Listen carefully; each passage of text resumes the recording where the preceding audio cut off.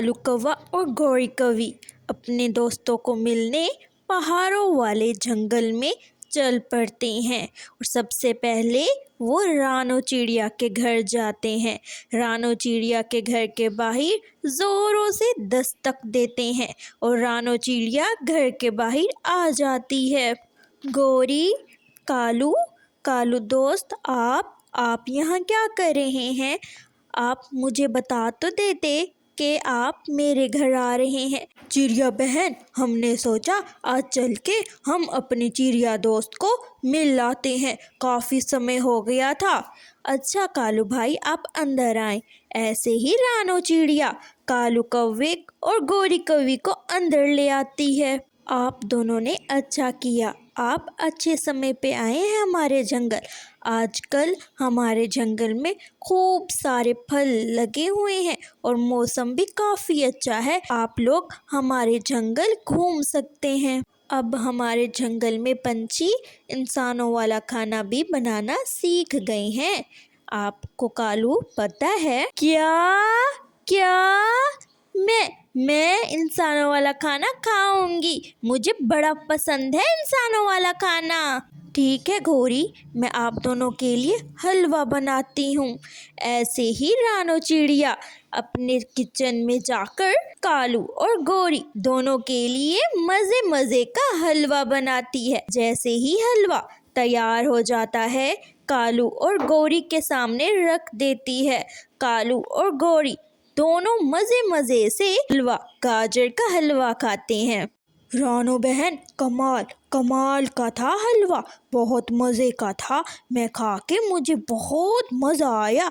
जब तक मैं यहाँ हूँ आपके हाथ का खाना खाऊंगा, कभी बिरयानी तो कभी बड़ा पाव, ऐसे ही सारे पकवान खाऊंगा मैं। ऐसे ही दिन गुजरते जाते हैं और 2 दिन के बाद रानो चिड़िया कालू कौवे से कहती है, कालू भाई, मैं जाकर फल ले आती हूँ। आप लोगों को फल बहुत पसंद है ना?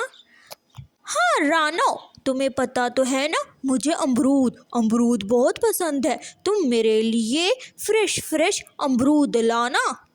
हाँ कालू, मुझे पता है, तुम मेरे बहुत अच्छे दोस्त हो। मैं जानती हूँ कि तुम्हें अमरूद बहुत पसंद है। मैं तुम्हारे लिए अमरूद ही लाऊंगी, फिक्र ना करो। ऐसे ही रानो चिड़िया अपने साथ एक टोकरी लेकर जा रही होती है कि रास्ते में मिट्ठू तोता बैठा होता है। मिट्ठू तोता रानो से कहता है, चिड़िया रानी, आप कहाँ जा रही हैं सुबह सुबह इतनी बड़ी टोकरी लेकर? मिट्ठू भाई, मेरे घर में कालू कौवा और गौरी कौवी आए हैं, मैं उनके लिए मीठा फल लेने जा रही हूँ। वो दोनों तो चोर है रानो बहन, आप भी ध्यान रखिएगा। मैं तो कहता हूँ आज ही उन्हें अपने घर से भगा दें। दूसरी तरफ कालू कौवा सोया होता है और गौरी कौवी उठकर बैठ जाती है और रानो चिड़िया के घर को इधर उधर देखती है। ऐसे ही वो चलते चलते दूसरे कमरे में आ जाती है। जब गौरी की नज़र एक संदूक पर पड़ती है, वो उसके करीब जाती है, जाकर संदूक को खोलती है। खोलकर वो सोने वाले कंगन उठा लेती है और बहुत ज़्यादा खुश होती है। भागी भागी वो कालू कौवे के पास जाती है। कालू, उठो कालू, ये देखो मैं क्या ले आई हूँ। सोने के कंगन ले आई हूँ। चलो भागो, अब यहाँ से भाग चलते हैं, हमारा काम खत्म हुआ। दूसरी तरफ रानो चिड़िया फ्रूट के पेड़ पे बैठी होती है, एक एप्पल एक मैंगो तोड़ती है। दूसरी तरफ जब घर आती है तो संदूक को खुला देखकर डर जाती है। जब उसके पास जाती है तो सोने वाले कंगन गायब होते हैं और जोरों से रोती है। तेज बारिश होने की वजह से रानो चिड़िया दूर कालू कौवे और गौरी कौवी को ढूंढने नहीं जाती और चुप करके बैठ जाती है। तेज बारिश में कालू कौवा और गौरी कौवी वो अपने जंगल जा रहे होते हैं, मगर तेज बारिश होने की वजह से उनसे उड़ा नहीं जाता और मिट्ठू तोते के घर के बाहर जोरों से दस्तक देते हैं।